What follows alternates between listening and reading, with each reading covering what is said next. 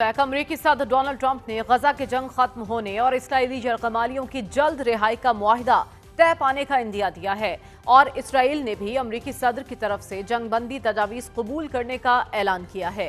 अमरीकी सदर ने आज ही एक्स पर अपने पैगाम में ये इंदिया दिया कि गजा में जंगबंदी और यरगमालियों की रिहाई का मुआहिदा बहुत जल्द होने वाला है।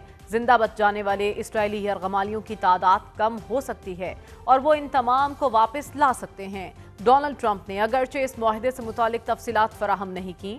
आला इसराइली हुक्काम के मुताबिक अमरीका की नई जंगबंदी तजावीज़ में इसराइल के 48 जिंदा या मुर्दा यरगमालियों को जंगबंदी के पहले ही दिन वापस किया जाएगा और इसके बाद मुज़ाकराती अमल शुरू होगा ताकि जंग का खात्मा मुमकिन हो सके। हमास की तरफ से भी ये बयान सामने आया कि वो जंग के मुकम्मल खात्मे, इसराइली फौज के इनखला और गजा की इंतजामिया के लिए एक आज़ाद फ़लस्तीनी कमेटी के क़याम के ऐलान के साथ ही तमाम इसराइली यरगमालियों को रिहा कर देगी। अमरीका की तजावीज़ के बाद इसराइली वज़ीर ख़ारजा ने भी अमरीकी सदर की जंग बंदी तजावीज़ को कबूल करते हुए कहा कि उनका मुल्क मुकम्मल मुआहदे के लिए तैयार है और इस मुआहदे में गजा में जंग बंदी, यरगमालियों की रिहाई और हमास का हथियार डालना शामिल होगा। अहम पेशरफ सामने आ रही है, लेकिन ये तस्वीर का एक रुख है और दूसरा रुख इंतहाई कर्बनाक है। कल ही इसराइल ने गजा पर तूफानी हमलों का ऐलान करते हुए हमास को हथियार डालने और यरगमालियों की रिहाई का आखिरी इंतबाह भी जारी किया। इसराइल ने ऐलान किया कि वो गजा पर शदीद तूफानी बमबारी करेगा ताकि हमास पर दबाव डाला जा सके और अगर हमास ने यरगमाली रिहा ना किए तो पूरे इलाके को तबाह कर दिया जाएगा। इस ऐलान के बाद इसराइली फोर्सेस ने फजा से शदीद बमबारी की, सड़कों पर बख्तरबंद गाड़ियों को धमाकों से उड़ा दिया। इसराइली वजीर दिफा ने एक्स पर लिखा कि आज गजा के आसमानों पर जबरदस्त तूफान छा जाएगा और दहशतगर्द टावर्स की छतें लरस जाएंगी। ये हमास को आखिरी इंतबाह है, चाहे वो गजा में हो या बैरून मुल्क लग्जरी होटल्स में। इसराइली यरगमालियों को रिहा करो और हथियार डाल दो, वरना गजा तबाह हो जाएगा और तुम खत्म कर दिए जाओगे। गुज़िश्ता 4 दिनों से इसराइल एक मुनज़्ज़म तरीके से गजा को तबाह कर रहा है।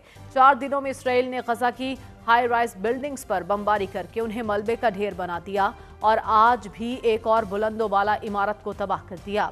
इसराइल की गजा पर कब्जे की इस मुनज़्ज़म कार्रवाई में अब तक 50 से ज़ायद इमारतें ज़मींबोस हो चुकी हैं और बारूद से भरी बख्तरबंद गाड़ियों में धमाकों से दर्जनों घर भी मलियामेट हो चुके। आज सुबह से लेकर अब तक 32 फ़लस्तीनियों की शहादत की इतलात मौसूल हो रही हैं और इनमें एक और सहाफ़ी उसामा बिलवशा भी जामे शहादत नोश कर गए।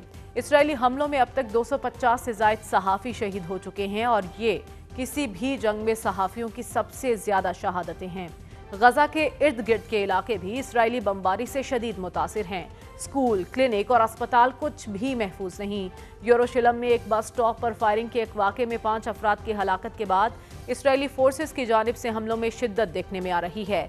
इसराइली फोर्सेस मकबूजा मगरबी किनारे के मुख्तलिफ शहरों में छापे मारने का सिलसिला भी जारी रखे हुए हैं, जहाँ फ़लस्तीनियों को गिरफ्तार किया जा रहा है और उनकी ज़मीन और इमलाक तबाह की जा रही हैं। अक़वाम मुत्तहिदा के इंसानी हुकूक के सरबराह ने काउंसिल के इजलास से खिताब में इसराइल के नस्ल कुश बयाने पर शदीद तशवीश का इजहार करते हुए आलमी बरादरी से मुतालबा किया कि वो फौरी और फैसला कुन इक़दामात के जरिए इस कत्लेआम का खात्मा करें। मकबूजा फ़लस्तीनी इलाके पहले ही एक कब्रिस्तान बन चुके हैं। गजा में फ़लस्तीनी शहरियों का इज्तमाई कत्ल, नाकाबिले बयान तकलीफ, मुकम्मल तबाही, ज़िंदगी बचाने वाली इमदाद की राह में रुकावटें, शहरियों को भूख से मारने की पॉलिसियाँ, सहाफ़ियों, अक़वाम मुत्तहिदा के अमले, NGOs कारकुनों का कत्ल और एक के बाद एक जंगी जुर्म, ये सब दुनिया की ज़मीर को झंझोड़ रहे हैं और मैं इसराइली मज़ालिम पर सख्त खौफज़दा और अफसरदा हूँ। हिस्पानवी वज़ीर आज़म ने भी इसराइल पर मुख्तलिफ पाबंदियाँ आयद करते हुए कहा कि ये इसराइल का खुद का दिफा नहीं बल्कि निहत्ते फ़लस्तीनी अवाम का खात्मा है। इस वक्त क्या सूरत हाल है वहाँ ये जान लेते हैं। हमारे साथ गजा से ही सहाफ़ी जलाल अल-फरह मौजूद हैं। जलाल, सबसे पहले मैं आपसे ये जानना चाहती हूँ कि एक तरफ तो मुआहदे की बात हो रही है, हमास भी तैयार है और इसराइल भी कह रहा है कि हम मुकम्मल मुआहदे के लिए तैयार हैं, लेकिन गुज़िश्ता 4 रोज़ में वहाँ क्या कुछ हुआ है? क्या आपको लगता है मुआहदे की तरफ ही वाकई जा रहे हैं ये लोग? ये बहुत शुक्रिया बहन। सबसे पहले बात तो मैं आपका बेहद मशकूर हूँ क्योंकि आपने एक दिल यानी एक दुख भरी आवाज में आपने गज़े के हालात को बयान की है। मेरे ख्याल में मुझे मजीद बयान करने की ज़रूरत नहीं है لیکن میں آپ کے سوال کے جواب دوں گا. دیکھیے سب سے پہلے بات تو یہ جو تجویز اس وقت ٹرمپ فرما رہا ہے, جو ٹرمپ صاحب کہہ رہا ہے کہ جی یہ تجویز میں نے دی ہے جس میں اسرائیل آمادہ ہوا, اول تو یہ تجویز ٹرمپ کی طرف سے نہیں ہے, یہ تجویز اسرائیل کی اچھا. طرف سے آیا ہے.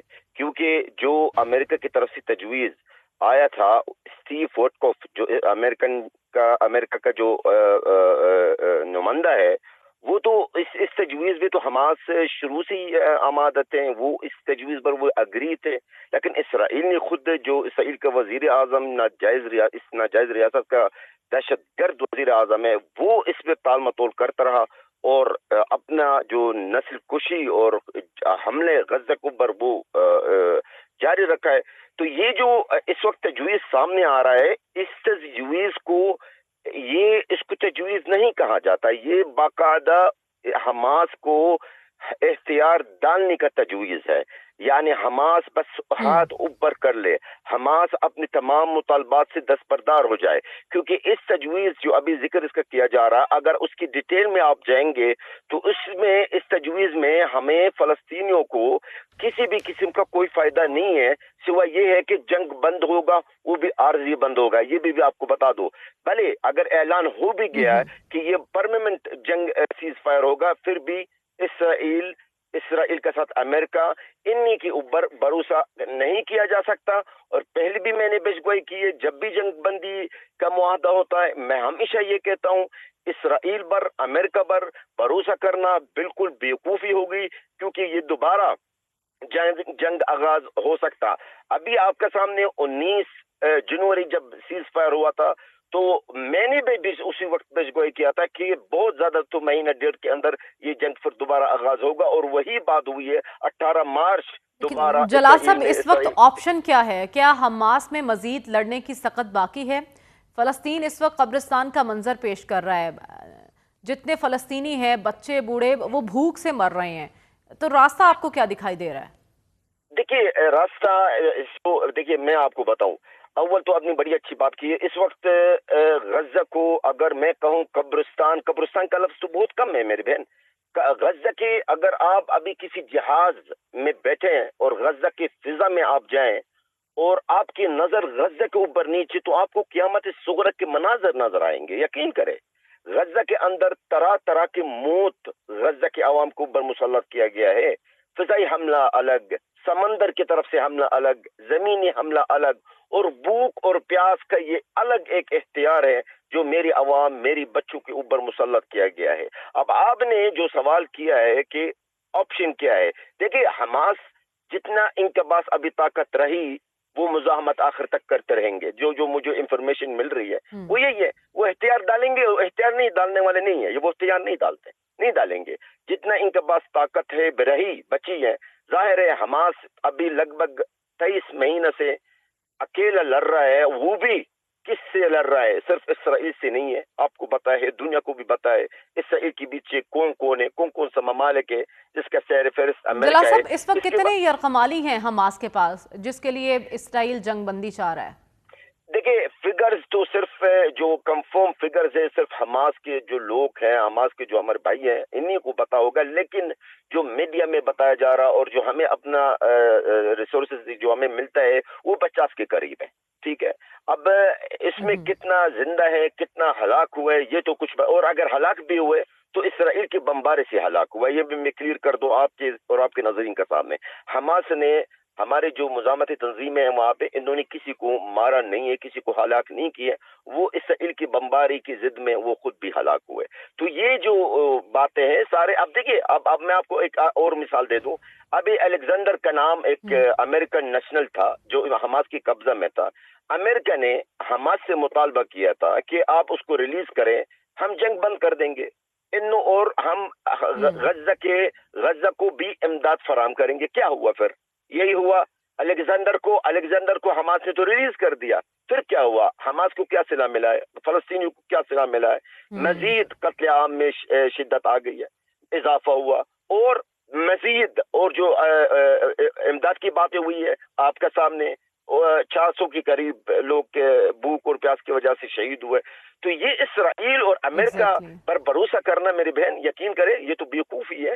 اور ہم ٹھیک ہے، تو آپ کہہ رہے اسرائیل ناقابل بھروسہ ہے، ان پر اعتبار نہیں کیا جا سکتا، اور آپ یہ بھی کہہ رہے ہیں کہ اگر جنگ بندی ہوئی تو یہ عارضی ہوگی. جو لوگ بارود سے بچ گئے ہیں انہیں بھوک سے مارنے کی کوشش کی جا رہی ہے اور دنیا اس پر خاموش تماشائی بنی ہوئی ہے. ہم دعا گو ہیں کہ دنیا کا ضمیر جھنجھوڑیں اور کسی نہ کسی طرح فلسطینی جو اس وقت وہاں پر بھوک سے مر رہے ہیں ان کے لیے کوئی امداد کا سامان کیا